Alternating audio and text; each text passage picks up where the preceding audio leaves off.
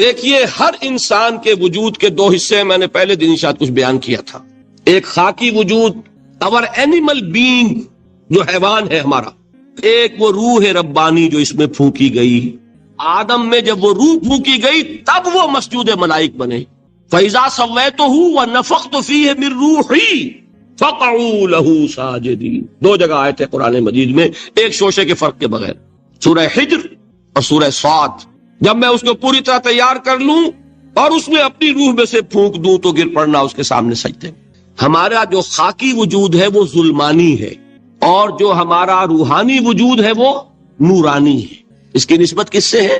اللہ سے. بات سمجھ میں آئی؟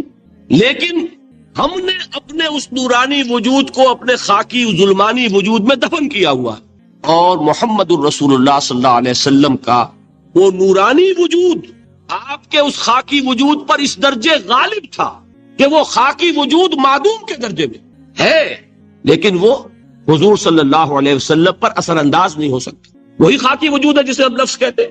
نفس غلبہ کر سکتا ہے محمد پر صلی اللہ علیہ وسلم.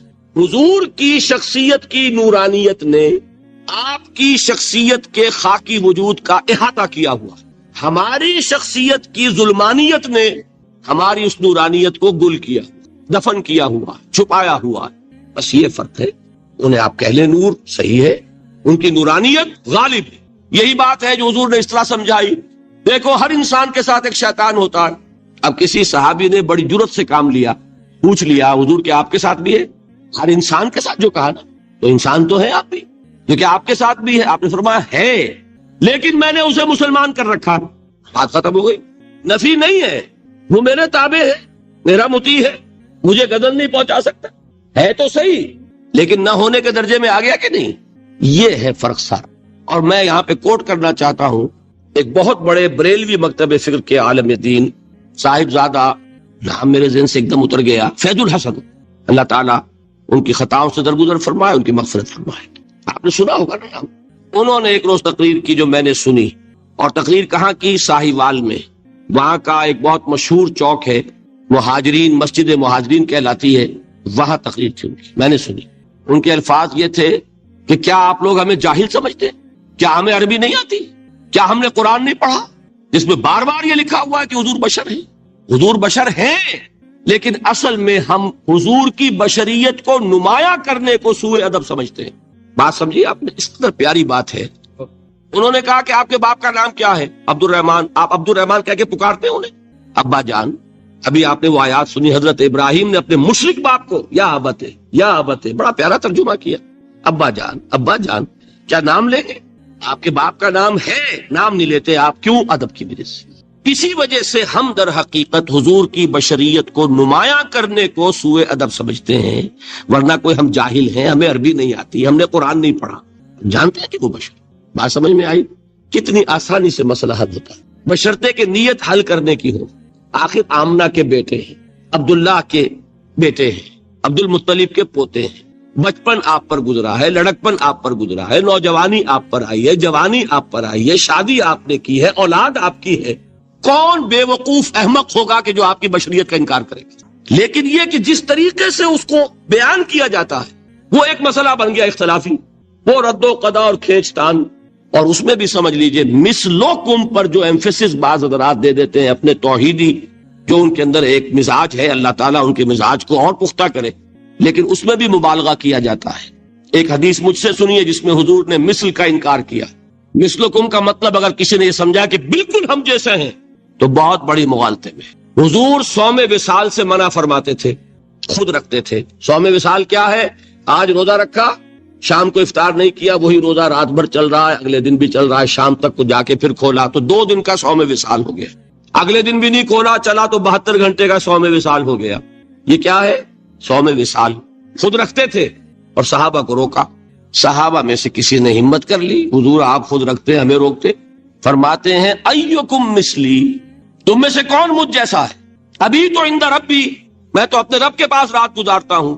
هو یطعمنی ویسقین، وہ مجھے کھلاتا ہے پلاتا ہے. بتائیے کون ہے جو اس کا دعویٰ کرے گا؟ حضور کے خصائص ہیں. حضور خود فرماتے ہیں تم صرف سامنے سے دیکھتے ہو، میں پیچھے سے بھی دیکھتا ہوں. کہاں ہوا وہ مثلیت؟ اگر آپ نے بالکل اپنے جیسا سمجھ لیا تو بڑے مغالطے میں ہیں۔ نبی کا مقام ہے، نبی کا رتبہ ہے، نبی کے خصائص ہیں۔ آپ سو گئے تو آپ کی نیند، آپ کی وضو ٹوٹ گئی، اور نبی سو گیا تو کہاں گئی مثلیت؟ پھر مثل اس معنی میں کہ بشر ہیں، نسل آدم سے ہیں، اس میں کوئی شک نہیں، اس معنی میں مثل ٹھیک ہے، قل انما انا بشر مثلکم، لیکن ہر اعتبار سے تو نہیں۔ سب سے بڑا فرق یہی ہے کہ وہی آ رہی ہے، معراج پہ تشریف لے گئے ہیں، اس دنیا میں بیٹھے ہوئے بھی جنت کا مشاہدہ فرما لیتے ہیں، کرا دیا جاتا ہے، دوزخ کا مشاہدہ کرایا جاتا ہے، فرشتے کو دیکھ رہے ہیں، یہ چیزیں ہیں۔ اور پھر خصائص، جیسا کہ میں نے عرض کیا کہ آپ پیچھے سے بھی دیکھتے ہیں۔ آپ کا معاملہ یہ ہے کہ آپ اگر سو جائیں تو آپ کا وضو نہیں ختم ہوگا۔ یہ ساری چیزیں جو ہے، ان سب کو بیلنس کیجئے تو معلوم ہوگا کہ آپ بشر بھی ہیں، 100% درست، لیکن آپ کی وہ نورانیت، آپ سراج منیر، ہدایت کا روشن چراغ، آپ کی جو روح انور ہے، وہ آپ کے اس جسدی وجود پر اس طریقے سے حاوی ہے کہ گویا کہ اس نے اس کی ظلمانیت کو ختم کر کے رکھ دیا۔ اس معنی میں کوئی کہے نور مجسم تو مجھے کوئی اعتراض نہیں۔ یہ ہے ان چیزوں کو جمع کرنے کی شکل، خام خواہ کی کھینچ تان کے سوا کچھ نہیں۔ بہرحال یہ پہلا حصہ ختم ہوا، شرک فی الذات۔ اب آئیے شرک فی الصفات۔ میں نے عرض کیا تھا کہ یہ ایک بڑا علمی مسئلہ ہے اور اس میں ٹھوکر لگ جاتی ہے۔ وجہ کیا ہے اس کو سمجھ لیں۔ بنیادی بات، ہماری زبان جو ہے وہ بہت محدود ہے۔ ہماری ہی زبان ہے جسے اللہ نے ذریعہ بنایا اپنی ہدایت کا، ورنہ ہمارے پلے نہ پڑتی بات، ظاہر ہے نا۔ لیکن ہماری زبان کی محدودیت ہے۔ اس محدودیت کا ایک مظہر یہ ہے کہ ہم جو الفاظ اللہ کے لیے بطور صفت استعمال کرتے ہیں وہی الفاظ مخلوقات کے لیے بھی کر لیتے ہیں۔ اللہ موجود، ہم بھی موجود۔ اللہ زندہ، ہم بھی زندہ۔ اللہ علیم، تو انسان علیم بھی علیم نہیں، علامہ بھی ہے کہ نہیں؟ یہ تو بڑا مبالغے کا لفظ ہے، انسان علامہ ہے کہ نہیں؟ اللہ دیکھتا ہے، بصیر ہے، ہم بھی بصیر ہیں۔ اللہ سنتا ہے، سمیع ہے، ہم بھی سنتے ہیں۔ اللہ کو قدرت حاصل ہے، کچھ ہمیں بھی حاصل ہے۔ ایک مکہ مارا تھا حضرت موسیٰ نے، جان نکال دی تھی کہ نہیں؟ ہے نا کچھ نہ کچھ۔ اللہ چاہتا ہے، ہم بھی چاہتے ہیں۔ اسے دیکھیے چاہت میں وہ ہو گیا تھا جس پر روک دیا حضور نے، ما شاء اللہ وما شئت اجعلتنی للہ ندا، کیا تم نے مجھے اللہ کا مد مقابل بنا دیا؟ دھوکہ ان الفاظ کے اشتراک کی وجہ سے لگ جاتا ہے۔ بات سمجھ میں آئی؟ اب اس میں فارمولہ میں نے عرض کیا تھا کہ ایک نوٹ کر لیں تو مسئلے سارے حل ہو جائیں۔ جب ہم کوئی لفظ بطور صفت اللہ کے لیے بولتے ہیں اور اسی لفظ کو مخلوق میں سے کسی کے لیے بولتے ہیں، مخلوق میں سب آ گئے، جمادات، حیوانات، انسان، اولیاء اللہ، فرشتے، انبیاء، رسول، سب مخلوق تو ہے نا۔ تو کل مخلوقات کو جب ہم ایک لفظ بطور صفت استعمال کریں گے اللہ کے لیے اور اسی لفظ کو استعمال کریں گے بندوں کے لیے، تو ان میں 3 فرق ہیں جو ذہن میں رہنے چاہیے، گن کر یاد کیجئے۔ اللہ کی ذات قدیم ہے، ہمیشہ سے ہے، اسی طرح اس کی صفت بھی قدیم ہے، ہمیشہ سے ہے۔ مخلوقات حادث ہیں، ان کی صفات بھی حادث ہیں۔ حادث قدیم کے مقابلے میں کہ پہلے نہیں تھی پھر ہو گئی۔ ایک فرق، اللہ کی ذات از خود ہے، کسی اور نے تو اس کو وجود نہیں بخشا نا۔ اللہ کا وجود از خود ہے، ذاتی ہے۔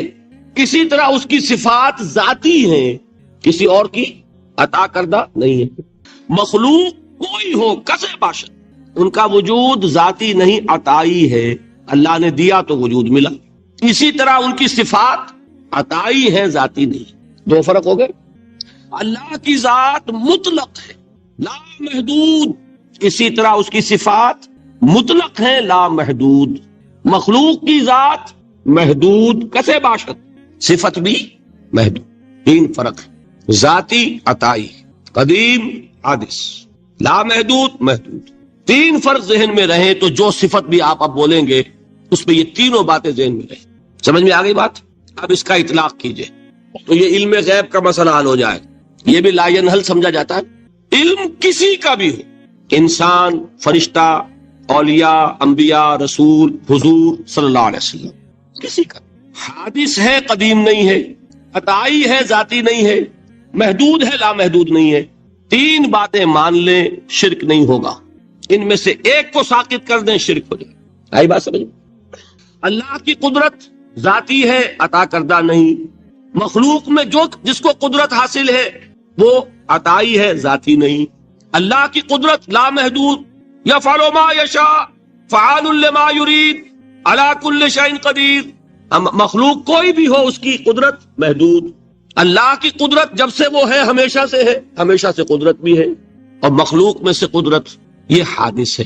तीनों चीजें सामने रहे शिर्क नहीं होगा, एक चीज की भी कमी हो गई शिर्क हो जाएगा। ये सारी सिफात पर ले आएंगे। अल्लाह की हयात जाती हमारी अताई, लाई हयात आए कज़ा ले चली चले, अपने बस में ना आना था ना जाना है, जिंदगी उसकी अता करदा है, जब चाहे ले ले। अल्लाह की हयात भी ऐसी है क्या? जाती। अल हई, हमारी हयात महदूद, वैसे भी महदूद, मौत आएगी शायद खत्म हो जाए, चलिए मौत खत्म नहीं करती, हम समझते हैं कि वो हमारी अबदी है। महदूद इस मानी में तो है, खाने को न मिले तो कमजोरी, जरा काम किया तो थकान, नींद भी आ रही है, ऊँग भी आ रही है।